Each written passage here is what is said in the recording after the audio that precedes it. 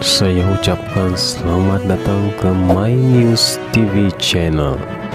Sebelum kita meneruskan video ini, sila pertimbangkan untuk like dan subscribe channel ini. Terima kasih. Info hangat hari ini, Ahli Parlimen PKR Hassan Karim telah menggariskan beberapa kemungkinan pembelaan untuk Perdana Menteri Anwar Ibrahim dalam pertikaian undang-undang yang akan berlaku dengan Dr. Mahathir Mohamad. Dia juga menegaskan bahawa dalam kes fitnah, beban pembuktian terletak pada plaintiff, dengan kata lain, kepada bekas Perdana Menteri itu.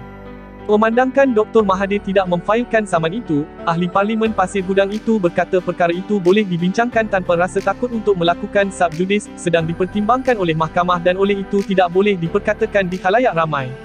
Mahathir perlu membuktikan di mahkamah bahawa ucapan Anwar yang didakwa memfitnahnya adalah merujuk kepada dirinya Mahathir Mohamad, bukan orang lain. Jika ucapan Anwar yang didakwa Mahathir sebagai fitnah, maka fitnah itu dipanggil slander iaitu ucapan lisan. Seterusnya jika ucapan lisan itu diterbitkan dalam bentuk tulisan maka fitnah sedemikian dipanggil libel.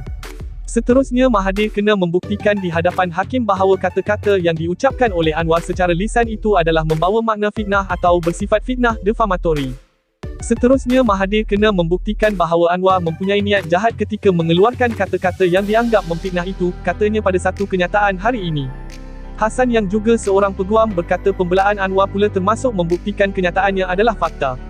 Anwar dalam kenyataannya itu tidak menyebut nama Mahathir tetapi berkata, ada orang sekarang, setelah 22 tahun, campur 22 bulan jadi berkuasa, sekarang mengeluh. Melayu hilang segala-galanya, hilang harta, hilang saham. Bagaimana saja hilang kalau kamu bolot untuk keluarga dan anak-anak kamu, dakwa Anwar. Kata Hassan lagi, pembelaan kedua jika apa yang disuarakan Anwar itu, untuk kepentingan awam. Pembelaan yang ketiga ialah jika apa yang Anwar sebutkan itu merupakan fair comment atau komen yang berpatutan. Pembelaan keempat ialah jika tiada niat jahat dalam menyatakan pendapatnya dalam ucapan berkenaan. Pembelaan terakhir adalah bahawa ada kemungkinan Anwar Ibrahim sebagai Perdana Menteri diberi perlindungan atau privilege termasuk perlindungan bersyarat ataupun qualified privilege, katanya. Kesimpulannya, Hassan berkata pertempuran undang-undang antara dua musuh politik itu sangat menarik. Nampaknya politik di Malaysia masih lagi dalam lingkungan politik sivilisasi ataupun bertamadun. Bila bertentangan dan bersengketa masing-masing tidak angkat senjata seperti apa yang berlaku di Sudan, Afrika sekarang ini. Ahli-ahli politik yang berbalah dan bermusuhan di Malaysia masih boleh menyelesaikan sengketa mereka di Mahkamah Keadilan, jelasnya lagi.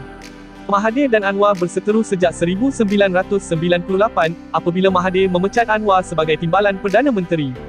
Bagaimanapun, ini kali pertama musuh politik itu akan bertempur di mahkamah.